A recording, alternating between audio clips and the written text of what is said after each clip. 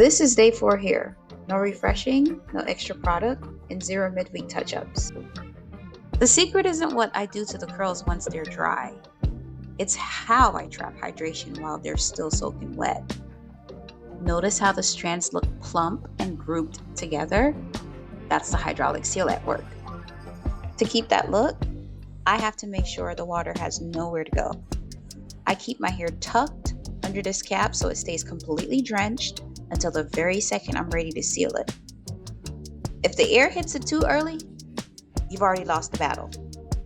I'm showing you the final section, layering my conditioner mix and 2 specific oils onto dripping wet strands. We're building a shield that keeps the water exactly where it belongs, inside the hair, so it stays plump and heavy instead of just drying into a poof. Starting on soaking wet hair is non-negotiable because water is our true source of hydration. I start first by melting a pea-sized amount of conditioner between my palms. This ensures it glides on smoothly without any heavy buildup. As I work it from ends to root, the conditioner acts like a magnet. It grabs that water and binds it to the hair fiber. Since the hair is still dripping wet, the product doesn't just sit on the surface. It hitches a ride on that water to sink deep inside. You'll feel the texture change to silk instantly. Next up is our first oil, sunflower oil. I love this one because it's a penetrating oil, meaning it's built to sink deep inside the hair rather than just sitting on the surface. I pour a small puddle into my palm and dunk the last few inches of the hair right into it. Then I just press the oil into the strands until that puddle completely disappears. We're focusing on the ends because they're the oldest and usually the driest. By getting those thirsty ends to soak up the sunflower oil, we're filling in those empty gaps to lock in the hydration from our first step. This keeps the most fragile part of your hair feeling plump and protected from the inside out. To finish things off, I'm reaching for jojoba oil. Think of this as our final protective layer.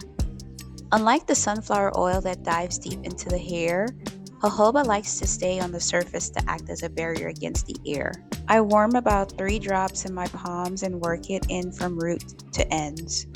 Since we've already given the ends plenty of love in the first 2 steps, starting at the root ensures the whole strand gets covered without making the bottom feel heavy or greasy. I smooth it in until every strand feels silky. This is the final piece of the hydraulic seal. We've primed with the conditioner, filled the gaps with sunflower, and now we're closing it all up with jojoba. The hair feels incredibly sleek, and that moisture is officially locked in. Now for the part where it all comes together. I'm splitting this section into 2 perfectly even halves. This is my secret to a clean takedown. Because I'm starting from an equal canvas, I only have to separate the hair once later to get a full look without the frizz. I start my twist nice and snug at the base. The reason being is because this tension stretches the root so it doesn't poof out as it dries. As I work my way down, I'm constantly smoothing the strands to train the hair to stay sleek. When I get to the very bottom, I twirl the hair around my finger into a spiral. This is dual purpose. It gives those perfect curly ends, but it also wraps the seal around itself. It's like a final safety tuck to make sure the hydration is completely shielded while it dries. And that's it. Now we just let the greenhouse effect do its thing. To see the full oil breakdown, head over to the blog. The link is in the description. And make sure to stay tuned for the takedown video to see how this equal canvas pays off.